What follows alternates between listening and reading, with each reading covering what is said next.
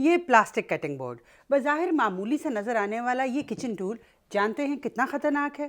یہ انسانوں میں اہم اعضاء کی سوجن، دماغی بیماریوں، آکسیجن کے توازن میں بگاڑ اور معدے کی بیماریوں جیسے کئی مسائل پیدا کر سکتا ہے، جو کئی صورتوں میں کینسر اور دل اور پھیپھڑوں کے امراض کا باعث بھی ہو سکتے ہیں۔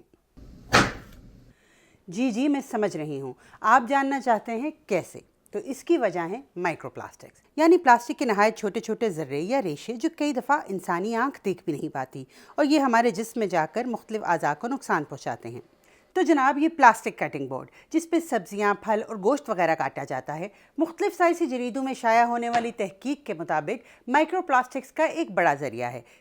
اس کٹنگ بورڈ سے بہت سے مائکرو پلاسٹکس خوراک میں شامل ہو کر انسانی صحت کے لیے خطرہ بن جاتے ہیں۔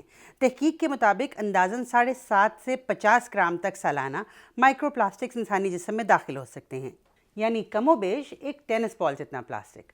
لیکن بات یہیں تک محدود نہیں ہے، ہمارے ارد گرد مائکرو پلاسٹکس کے اور بھی بہت سے سورسز ہیں، جیسے سی فوڈ، کیونکہ سمندروں میں مائکرو پلاسٹکس بڑی تعداد میں مل رہے ہیں۔ ٹوتھ پیسٹ، کاسمیٹک، سنتھیٹک کپڑے، ہوا اور دھوئیں میں موجود مائکرو پلاسٹکس، اور تو اور بعض ٹی بیگز جن پر پلاسٹک کی فلم کی کوٹنگ ہوتی ہے۔ اور حال ہی میں ایک بڑا ذریعہ جو مائکرو ہی نہیں، اس سے بھی چھوٹے نینو پلاسٹکس انسانی جسم میں بھیج رہا ہے، وہ ہیں یہ پلاسٹک واٹر بوٹلز، جنہیں ہم صاف پانی اور آسانی کی خاطر ساتھ لیے پھرتے ہیں، لیکن اس میں پانی کے ہر گھونٹ کے ساتھ ہم ہزاروں چھوٹے چھوٹے پلاسٹک کے نہ نظر آنے والے ٹکڑے بھی نگل رہے ہوتے ہیں۔ نیشنل اکیڈمی آف سائنس کی حالیہ ریسرچ کے مطابق 1 لیٹر بوتل کے پانی میں 2,40,000 پلاسٹک کے ایسے ٹکڑے موجود ہو سکتے ہیں۔ تو پانی کے لیے تو میں نے مٹی کے پیالے نکال لیے، آپ شیشے یا اسٹیل کے گلاس بھی استعمال کر سکتے ہیں۔ رہی کٹنگ بورڈز کی بات، تو لکڑی کا کٹنگ بورڈ بھی جراثیم کا گڑھ پایا گیا ہے۔